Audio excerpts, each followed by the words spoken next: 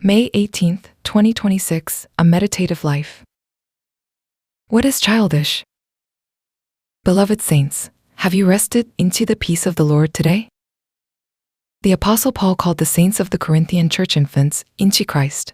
This is because, despite having been into the faith for quite some time, they were still stuck into a childish state, only drinking milk and unable to chew solid food. What are the characteristics of a spiritual infant? First and foremost, the depth of their understanding and insight is shallow. They only look at the phenomena visible right in front of them and fail to see the deep providence of God working behind the scenes. It is like listening to a beautiful piano performance and only marveling at the performer's skill, unable to reach the heart of the composer who wrote the great piece.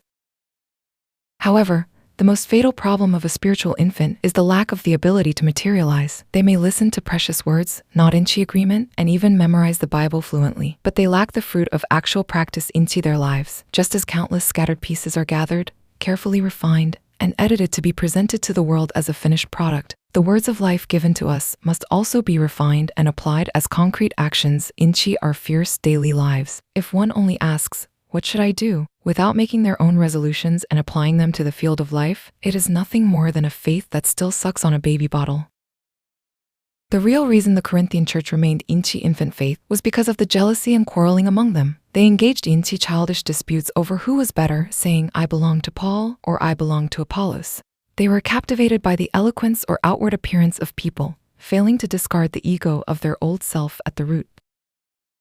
Paul and Apollos are nothing more than ministers who are being used. A mature believer sees Christ through the channel called Paul and discovers God through the instrument called Apollos. Discard the shallow heart that looks at people, becomes jealous, and compares. The one who chooses and uses those ministers and ultimately makes the church grow is God alone. Beloved saints, what kind of food are we eating today? I earnestly pray that you will shake off the seed of an infant who always drinks milk and stand firm as mature Christians who silently live out the words you have heard into your daily lives. Meditation and application. The first meditation is the ability to materialize the word. After receiving precious grace through worship or Bible study, how am I applying it to my life? Let us reflect on whether we are infants who are merely satisfied with hearing good words and then forget them. Let us make a resolution to translate at least one thing from the words we heard today into concrete action, into our lives tomorrow, at our workplace, and into our homes. The second meditation is the looking at God beyond people.